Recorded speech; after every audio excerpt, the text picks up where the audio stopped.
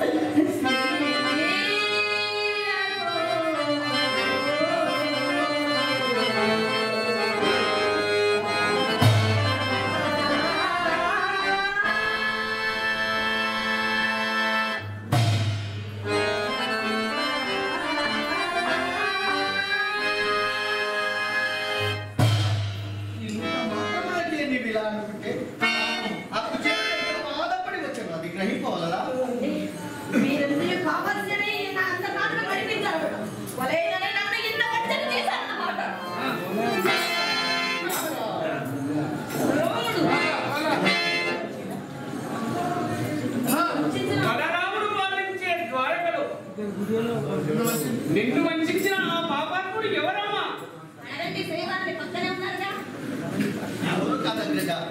మహాపుణ్యాత్ముడు, బాల్య స్నేహితుడు, ఆదరించి ఎవరంటే నీకు అంత చాటుగా వచ్చిపోలేదా? చక్రవర్తిని నన్నే సందర్శించవచ్చు కదా.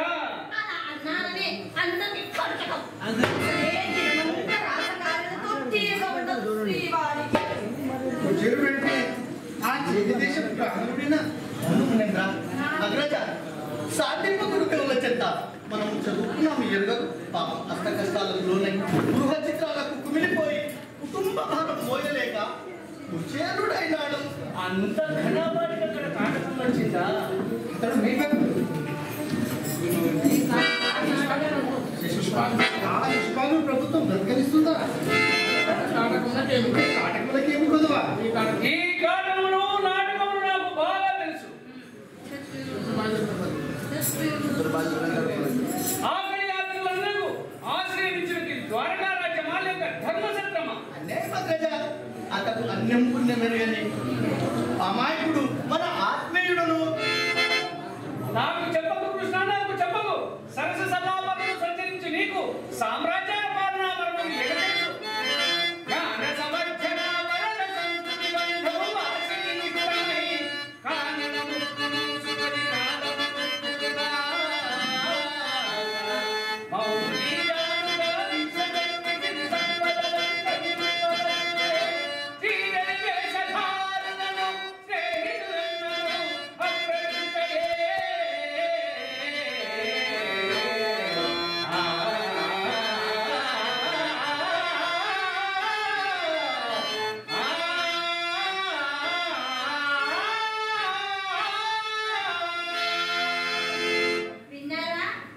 విన్నారా? మీరేమో అతనికి అర్థనాశలు ఇచ్చి అడుగులకు మడుగులు వచ్చారు.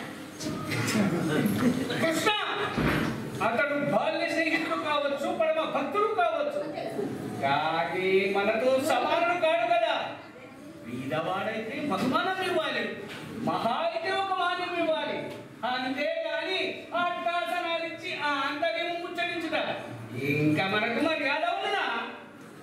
లోకసేవలో అగ్రజ, లోకసేవలో స్వప్రభేదాలు కానీ వ్యత్యాసాలు కానీ ఉండవు కదా అగ్రజ. ఏమిటా లోకసేవ? తీర్చువారిని కోరికమేమి కలవా? అనాథరులు అందరం ఎక్కించిన ఇంకా మన ప్రభుత్వం ఏమి కొనసాగుతుంది? మనం పాలించేది ప్రజలను, వారి కోసమే కదా అగ్రజ. ప్రజలేమిటయ్యా, వాళ్ళు మూగజీవులు. బలమున్న వాడితే ప్రభుత్వం, అది ఎవరు చేసినా వారికి దాసోహం అంటారు ప్రజలు. వాస్తవం. ద్వారకాధీశమైన మనకు భారతావని ఎంత బంధనం చేయాలి కానీ మనం దళితులకు దండం పెట్టుడయా? బాధితులు కాబట్టి వారి కర్మ, అందులకు మనము బాధ్యులము కాదు, తీర్చులకు మనకు సాధ్యము కాదు. ఇక మన జన్మకు ప్రయోజనమే ఉన్నది అగ్రజ. ఈ